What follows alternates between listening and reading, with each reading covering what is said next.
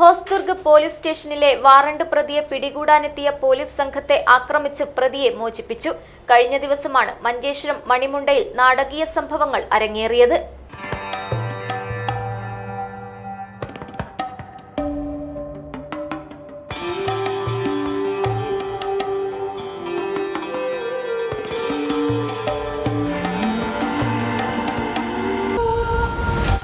Shoppika weddings, the bridal legacy.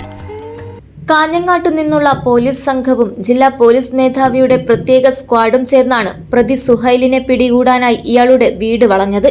Gang വാറിനെ തുടർന്ന് Mangaluru KC റോഡിൽ വെച്ച് കൊല്ലപ്പെട്ട കുപ്രസിദ്ധ കുറ്റവാളി കാലിയ റഫീഖിന്റെ മകനാണ് സുഹൈൽ. നിരവധി ക്രിമിനൽ കേസുകളിൽ പ്രതിയാണ് ഇയാളെന്ന് പോലീസ് അറിയിച്ചു. പോലീസ് സംഘം പ്രതിയുടെ വീട്ടിലെത്തി ഇയാളെ കസ്റ്റഡിയിലെടുക്കാൻ ശ്രമിക്കുന്നതിനിടെ വീട്ടുകാർ വലിയ കത്തിയുമായി പോലീസിനെ തടയുകയും കയ്യാങ്കളിയിൽ ഏർപ്പെടുകയുമായിരുന്നു. ഈ തക്കം നോക്കി പ്രതി പോലീസ് സംഘത്തിൽ നിന്ന് രക്ഷപ്പെടുകയും ചെയ്തു.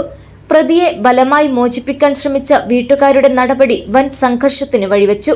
പിന്നീട് പ്രതിയെ ഹോസ്ദുർഗ് പോലീസ് അറസ്റ്റ് ചെയ്തു. News bureau, Manjeshwaram.